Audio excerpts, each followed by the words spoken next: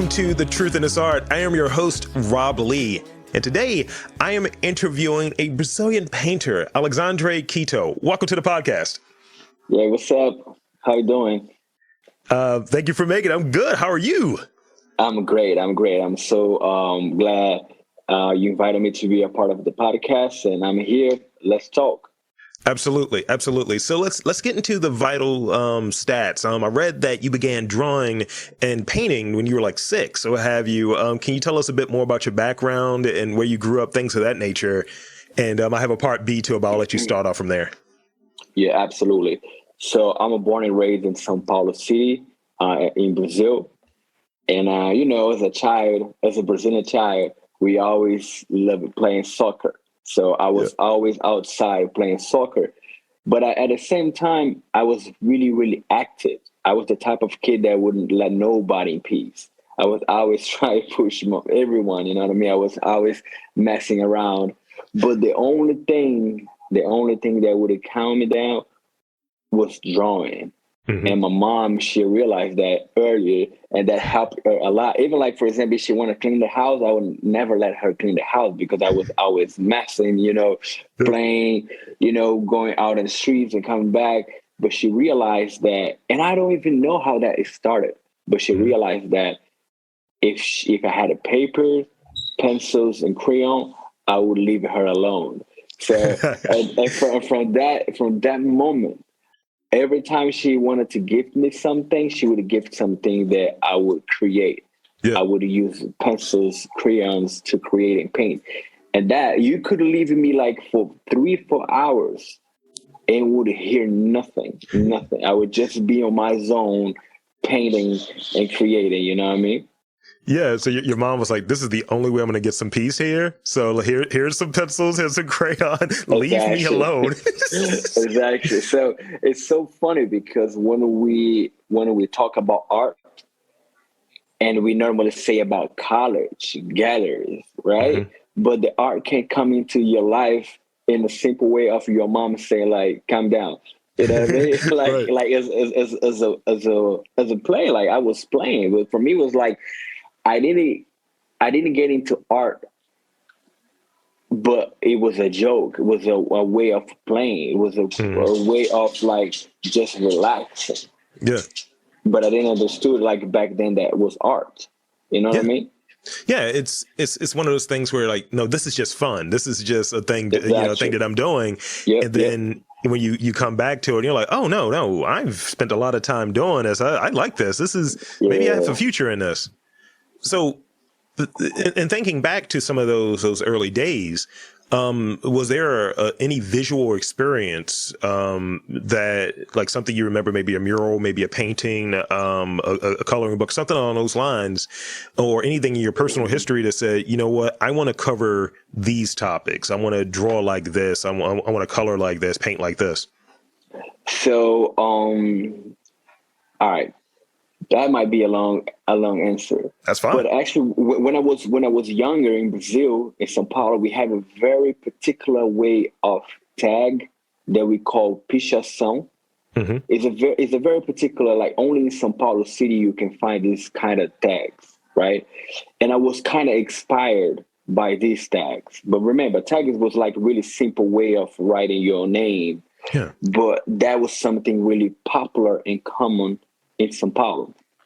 So, and then I was kind of influenced by this calligraphy, and I was writing my name also as a tag, right? And at the same time, I had a friend of mine, he came to my house and he said, look, we should go to the community center because they have a hip hop class. Mm-hmm. I had no clue what hip hop was. Right. Matter of fact, I was listening to rap music. I saw graffiti, but I had no clue that rap music and graffiti belonged to hip hop. Yeah. And when we went to the community center, and then I saw like the guys dancing, people doing graffiti, people doing freestyle, I was like, yo, I don't know what it is, but I love that. Yeah. I love that. So that's how I got into the hip hop. As I say, like I was listening to rap music, but I had no clue that was rap music. Because back in the days in Brazil, when you're listening to American music, all kind of music we would call American music. Oh, gotcha. Yeah. There was no distinction between rock, rap. We were just, this is American music. Yeah. But from that day in the community center, I realized, this is rap music. There's a culture behind it. You know what I mean? Like there's a whole history behind it. I was like, and was so fascinated. And at first I started doing the dance. And then I realized that I had no skills for that. And we got to be honest. And we also got to be honest because there's some things where we like, but we can do it. You know what I mean? This isn't for me. This is for other people. I'll enjoy this. Exactly. And even nowadays, like I enjoy like when I see people dancing, but I said, nah, that's not for me. But then when I saw there was also graffiti that was drawing letters, I was like, I know this. It's familiar. Yeah. It was way different from what I was doing, like doing cartoons, like when I was younger, but I was like, I love this. And this kind of brought me back to that time that I was like, I was in peace and I was in my zone doing and creating things. And that's how I started doing graffiti. And when I first started doing graffiti, it was like the traditional way, like the lettering, illegal, all of this type of shit. But there was a day I was doing graffiti and then someone looked at me and said like, good morning, what you doing? And that made me feel so special because I grew up with so much love, but the love was not always there outside of my house. You know what I mean? Yeah. And when I was doing graffiti, someone stopped like, good morning, how you doing? What you doing? I felt important for the first time outside of my house. That's big. And they're like, shit, this is actually cool. Like someone that would have probably not even look at me if I was walking down the street. Actually, the person looked at me and asked me how I'm doing. And then I realized that graffiti is so powerful that I can engage and interact with people outside. And I was like, all right. Go ahead. So it was like this thing where you were being seen in doing something that was a part of a community, and then you're like, putting your stamp on there, putting your position in there, and it's like someone sees you and acknowledges you and then shows you love and kind. Yeah.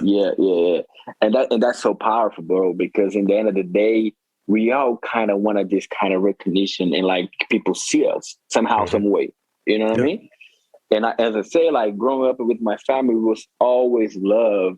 But once you step outside of your house, the love was not always there, right? Right. And then I was like, look, this is a great way of communication. Like I can engage with the community. I can exchange. I can talk. I can say whatever I want.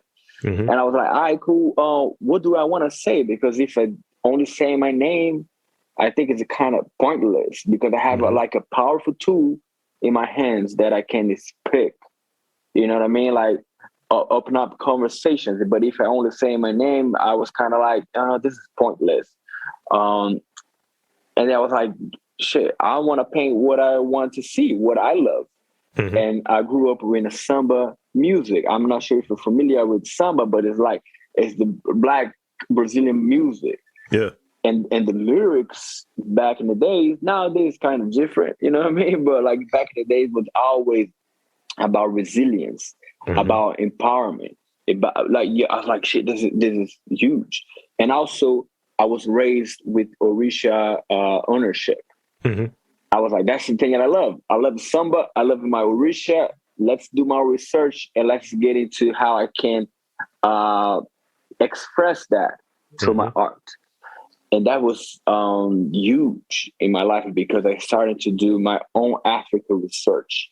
Because if you go to school in Brazil, there's no way you're going to learn anything about Africa, but only a place that provided the word slaves. You know what I mean? So tell me a little bit more about, because I've never been to Brazil. I've seen documentaries and tourist stuff or what have you, but what does that landscape look like racially or what have you? Is there like a lot of Black folk there, or what does that look like? It's not only that, we are the largest Black population outside of Africa. There are more Black people in Brazil than Congo, for example. We are only behind Nigeria. And matter of fact, Yoruba has huge impact in our culture. So the majority of the Africans that were brought into Brazil, the majority of the Africans that was brought into Brazil were Bantus. Mm-hmm. But I think Yoruba had, at least I can speak of my family because of the Samba and also because of the Orisha ownership, has more impact in our culture. So if you go to Brazil and if you go to a few African countries in the West, there's so many similar aspects of how we live, or how we eat, what we eat. Sometimes it's exactly the same thing, but there's only different names. You know what I mean? So, but all of that I could not learn in the school, because what I learned in school is that Portuguese came to save us, because we were all savage. We're savage indigenous people in Africa that was brought here to work, but who really brought development here was the Europeans, in particular Portuguese. But the Portuguese, they were always the minority here.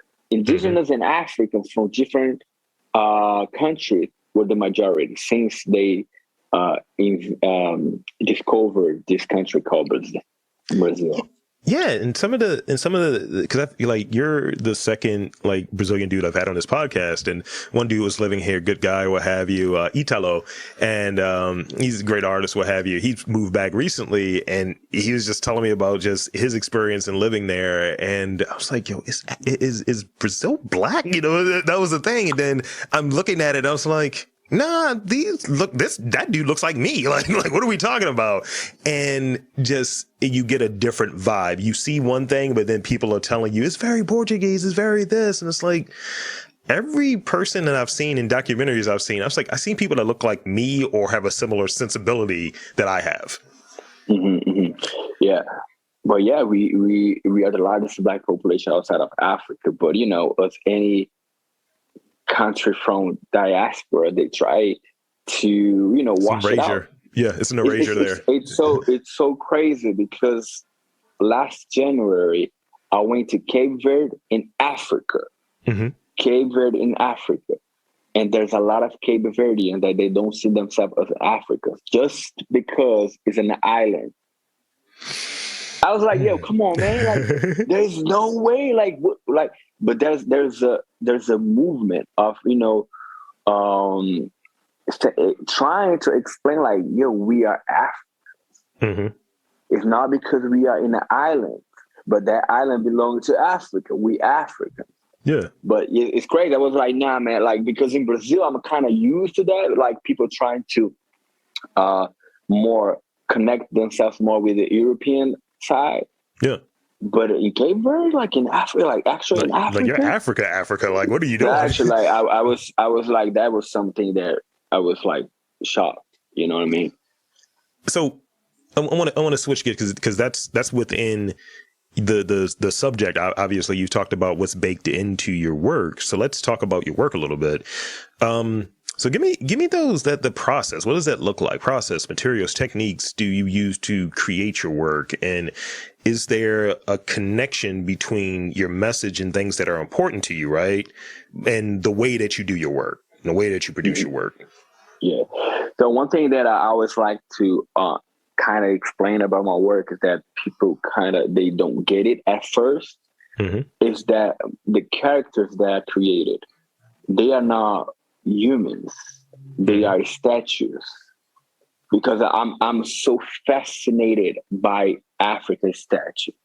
Like, even myself, I'm a collector myself. I have different statues, and I love it. And also, it's handmade. You know what I mean? Like, I like that, like that connection with the tools, with the wood, and then you create something. I love that, you know.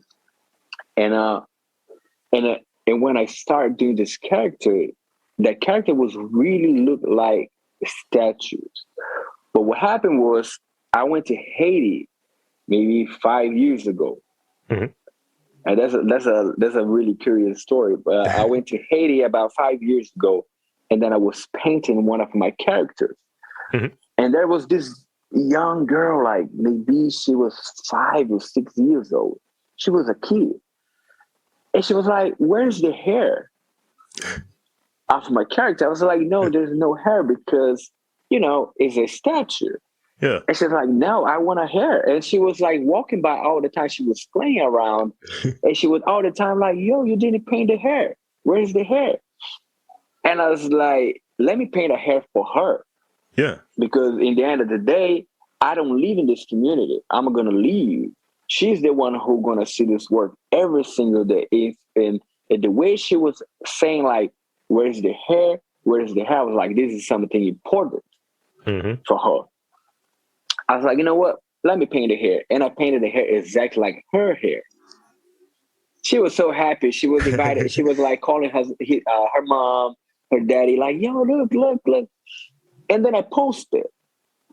Yeah. And when I posted, I have so many DMs and like so many people coming like, yo, I love it how you incorporated the hair. And I was like, but the hair was not supposed to be there in the first place because they are statues. So, but I realized the connection and the message that even like involuntary, I was bringing it up. And then I started to add a more realistic aspect into the statue. But it's a statue. It's not like, it's not like a real person. That's something that I always like to explain because people don't get it at first when they see it. That's why you're going to see the shape of the body and the face is much more a statue mask than like a person, and that's something. So, and I'm is a research about Yoruba statues and the Baule people. Baule is the Ivory Coast. Gotcha. So I love the aesthetics of their statues, and they are like my main influence. Of course, like, I use also like elements of the Brazilian culture in the different like West African countries, but like my main influence are Yoruba and Baule. And when it comes to the technique, I paint acrylic. I also do sculpture. It was kind of something natural because my main influence are statues. And then, I decided to go to that path, also creating like more sculptures. And but I love to explore. I love to try different techniques. Sometimes I work with African wax, the African fabric. I work with what I have.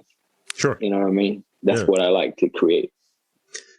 So in terms of creativity, do you think creativity involves pulling your soul out, your heart and soul? Let me say it differently. Do you believe that creativity involves putting your heart and soul into everything, or is it more like letting your mind flow freely and then witness what you get at the end?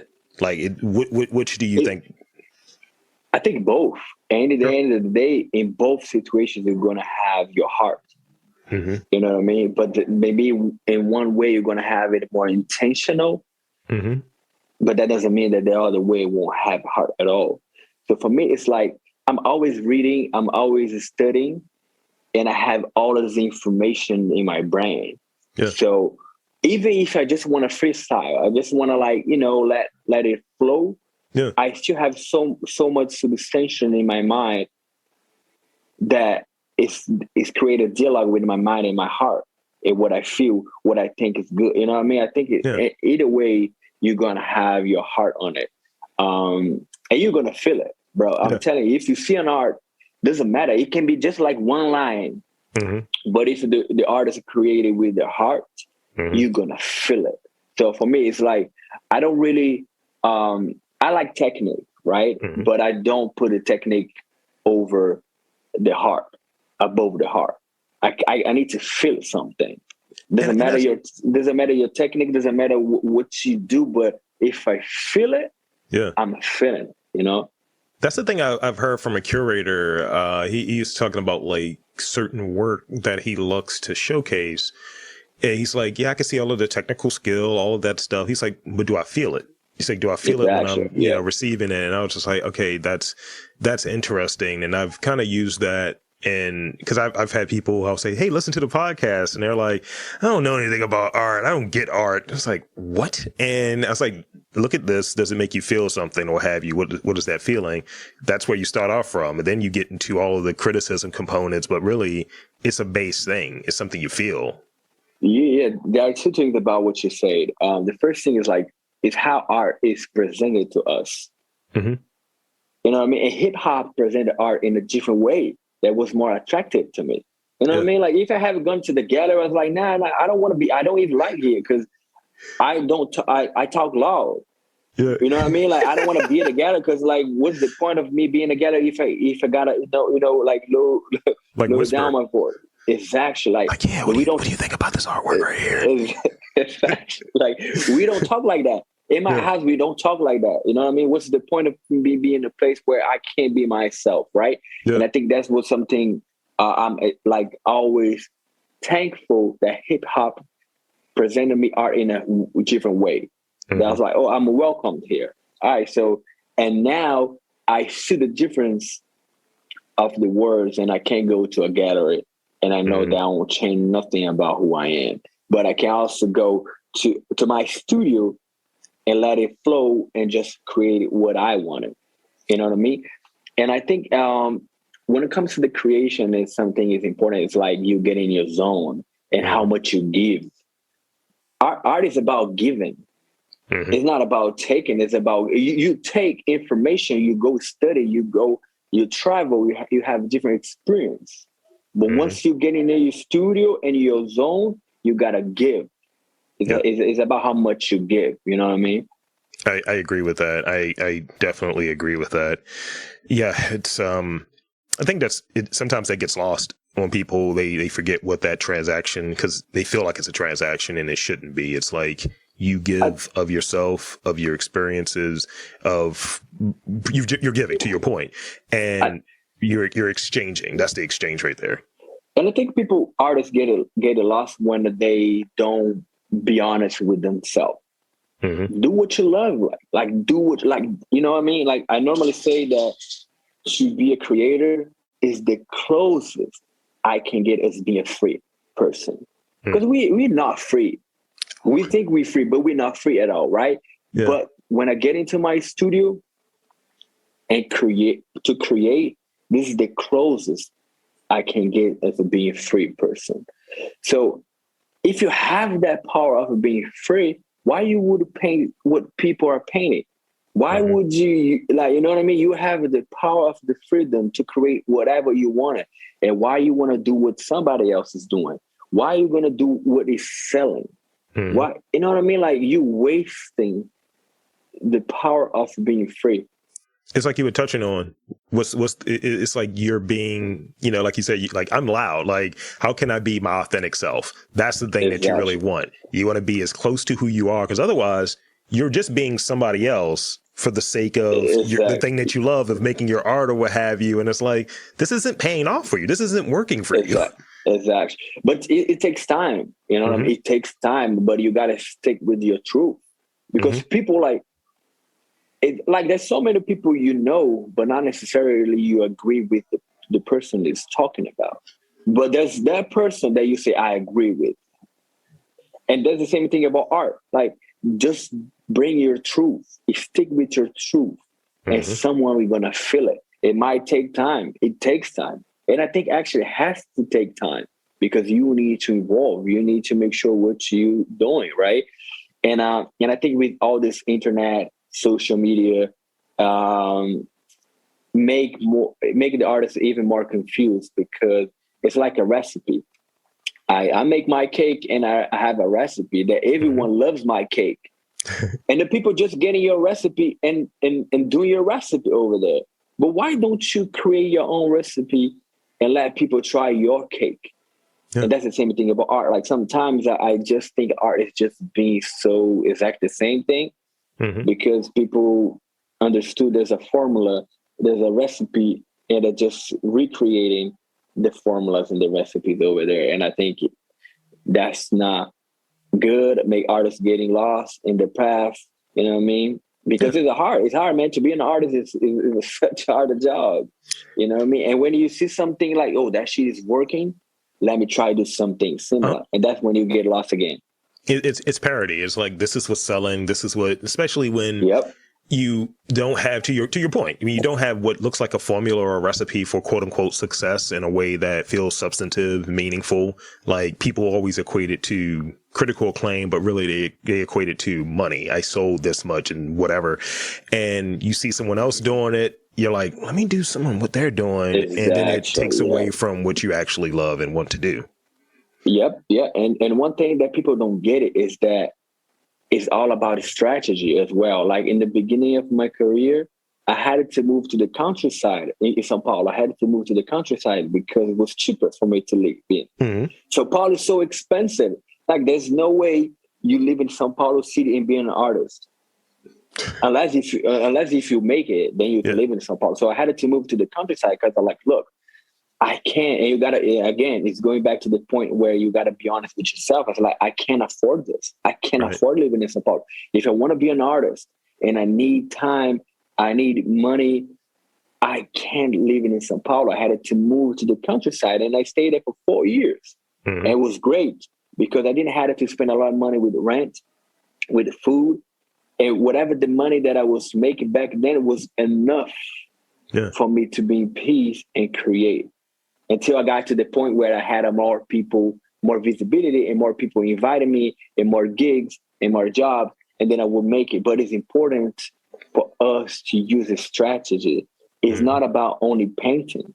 It's not like the artists that think, oh, if I paint the dopest piece, someone's gonna buy it. It's not that. It's a strategy. You gotta make sure like you can afford where you're living in. Make sure you have a place where you can create, even if it seems like you stepping back, but you're not. It's just about a strategy. That's important. I got one more question before I get to these rapid fire questions. And this one is, just, that resiliency piece. So I read that you've completed more than 1,000 murals in over 21 countries. Where or how do you rediscover like inspiration when you're feeling like creatively flat, creatively dry? Yeah. Actually, countries were more, but nice. But murals was less, I think. It's so funny because someone said once that I painted over 1,000 murals. And when I heard it, I was trying to do the math. I was like, I don't think so. but if someone say that, and everybody say that, but I think honestly it was less than 1,000 murals. Okay. But was more countries. But going back to your question, I think it's about you. Like, how can I say this? It's like, it's the same motivation that you find every single day when you wake up. It's the same thing with the art.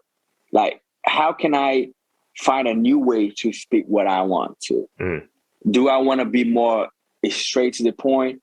I want to be more lovely. I want to bring more, like how I want to approach the subject. And mind you, the word is so big, and I haven't reached out to like not even 5% of the word. Right. So how I can reach it to different places. And I think that's one of the motivations and the challenge of being an artist, Yeah, that makes sense. So I got 3 questions for you in rapid fire, and this is like the wrap up portion here. These answers are really quick. You don't have to provide any extra context unless you really think it's necessary. All right, cool. So first one, because I'm interested in this, because I was having a conversation recently and we were talking about guilty pleasures, and the guest was like, no, let's not call them guilty pleasures. What are things that bring you joy? She's like, what are things that bring you joy? So what brings you joy, Alexandre? Movement. To feel like I'm in a movement, to feel I'm alive. I would say movement, like to feel anything that brings me shit. I'm in movement. Okay. I can move it. More than 21 countries. Where was your favorite place to visit? Senegal. Absolutely. Senegal. I say it loud and clear. Senegal again. Yes, sir. And this is the last one. I got recommended a book that I'm going to check out, and I'm very interested in like the routine of artists, daily routines and things of that nature. But this one is the question I have. What is a clothing item that you're always wearing? I feel like some people are in a uniform. Some people always have hoodies on. Some people are always wearing like Chuck Taylors or something. What is your piece of clothing that you always have on? Oh man. Can I say two? Sure. My slides. I have my slides everywhere I go. You know what I mean? But I also have my bennies too. I don't have my benny on now today, but I always benny. You know what I mean? Yeah. Yeah. Absolutely. I mean, I'm going to start wearing one because I'm got like the wild baldy right now. I'm getting there, bro. I'm telling you, I'm getting there, man. I don't know what I'm gonna do, but I'm getting there. I mean, you got the full beard. I got rid of mine. It's growing back, as you can see. You got your joint there. Yeah, at least. So that's all I have. But I want to one, thank you for being on this podcast. This has been great. And two, I want to invite you to tell the fine folks to where they can check you out, where they can look at your work and check you out on IG. Absolutely. So I'm on Instagram, on Facebook. I'm gonna say as a Brazilian as Alexandre Keto, but probably you're gonna see in the subtitle or something like that. So you just copy and paste my name, you're gonna definitely find me. And thank you very much for having me. And I also want to invite you to whenever you have the chance to come to Brazil. I'm always back and forth between New York and São Paulo. I'm actually in São Paulo right now. I'm going back to New York when the cold is over. Yeah. You know what I mean? Because I was not built for the cold. No, bro. There's no way. I was born and raised in São Paulo. Like, we summer the whole year. There's no way I'm going to be there freezing the snow. But whenever you have the chance, let's link up. Brazil, I think it's a very interesting place to visit in, you know. Absolutely. Yes, so I'm gonna do my sign off here, and then we'll wrap up. So for Alexandre Keto, I am Rob Lee saying that there is art in and around your city. You just got to look for it.